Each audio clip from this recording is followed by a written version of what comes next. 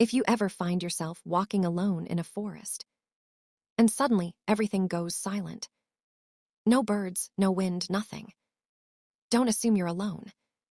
Because in one ancient African village, a young girl discovered that silence wasn't a warning. It was a greeting. This is the true and unbelievable tale of Amina, the girl who didn't run when a snake approached her. She spoke back, and that choice changed everything. But before we start, if you're new here, welcome to African Folktale Hub, where we tell strange, mysterious, and mind-bending stories from across Africa. Today's story is one of the oldest. Let's begin. Amina lived in the quiet village of Umezi, a place surrounded by forests that locals believed were alive. Not just with animals, but with spirits. Watching, listening, waiting. Amina was different. While other children played, she drew strange symbols in the dirt, shapes she didn't understand, but her hands seemed to remember. Her mother, Mama Obioma, worried constantly.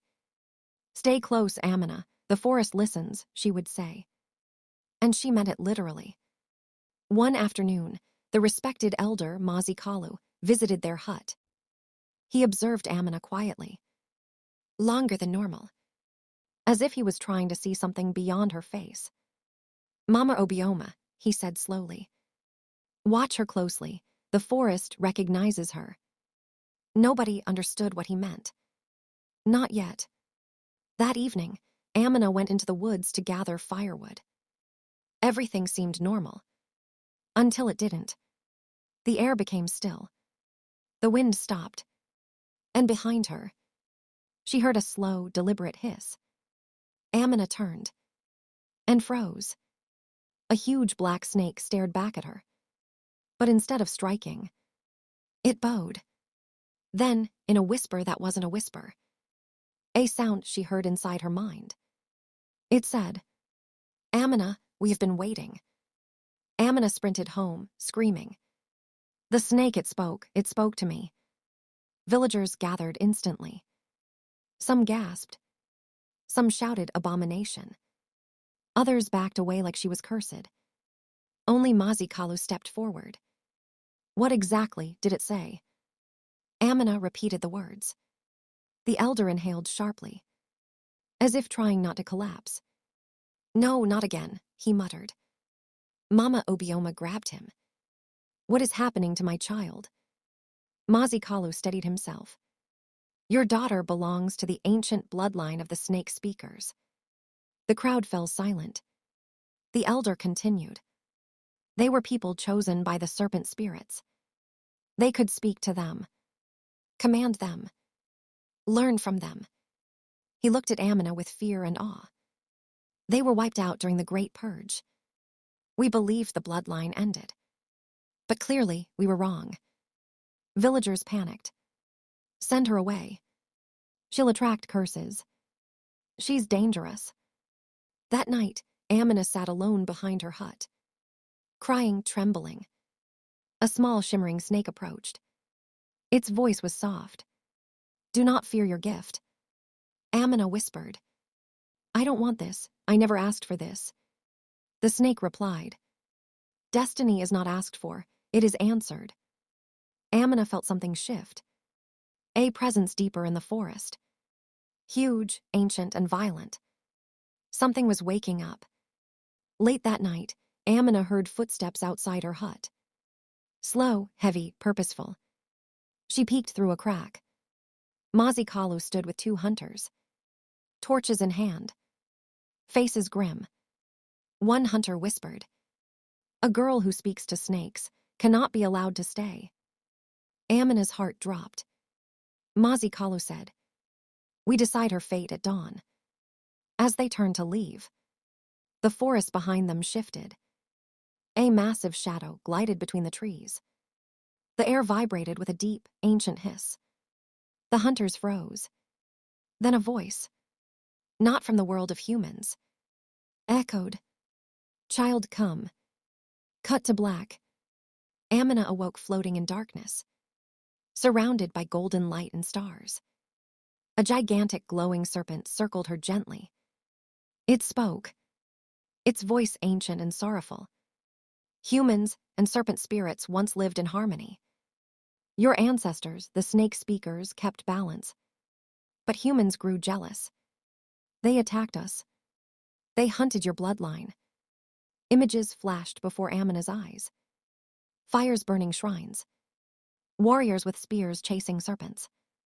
Children screaming. Only a few of your kind survived. The serpent said, and they hid their children. Amina whispered, so I'm the last. You, the spirit answered, are the awakening. Then its tone darkened.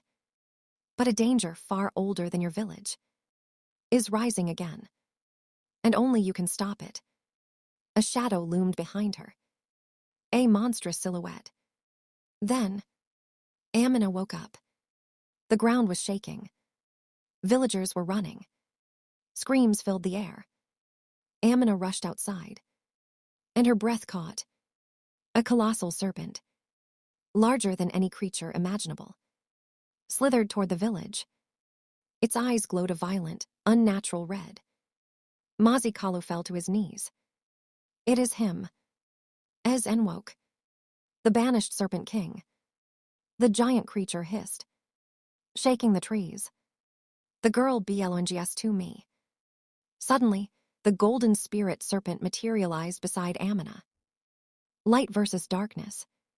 Winds howled. Torches went out. Dust swirled. Ez Enwoke roared. Child of the speakers, choose your side. Amina stepped forward, trembling. The giant serpent towered over her, its jaws inches from her face. Join me, it growled, and humans will bow before you. The golden serpent whispered, choose with your spirit, not your fear. Amina closed her eyes. She felt her ancestors. She felt the forest. She felt every serpent's heartbeat. When she opened her eyes, they glowed bright gold. Her voice changed. Calm, steady, ancient. I choose neither, she said. I choose peace. Ez Enwoke recoiled. Amina placed her hand on his massive head. You were betrayed, but revenge will not heal you. For a moment, the Serpent King trembled. Then the red glow shattered. He bowed. The speaker has spoken. Golden light wrapped around his body, purifying him. For the first time in centuries, the Serpent King was free. When the sun rose, the villagers gathered around Amina in silence. Mazikalu stepped forward and bowed deeply. Forgive us, he said. We feared what we did not understand. Your gift is our salvation. Mama Obioma hugged her daughter, crying tears of relief. From that day, Umezi became the first village in generations to restore the bond between humans and serpent spirits. Amina, the last snake speaker, became the bridge between two worlds. Her story spread far and wide. A reminder that the thing we fear the most may be the very thing that saves us. And that is the incredible tale of Amina, the girl who spoke to snakes, the last of an ancient bloodline, and the child who stopped a vengeful serpent king with nothing but her voice. Sometimes the quietest child carries the loudest destiny. Thank you for listening to African Folktale Hub, where ancient stories breathe again. If this tale touched you, remember, wisdom lives in every story, and every story lives in you. See you in the next tale.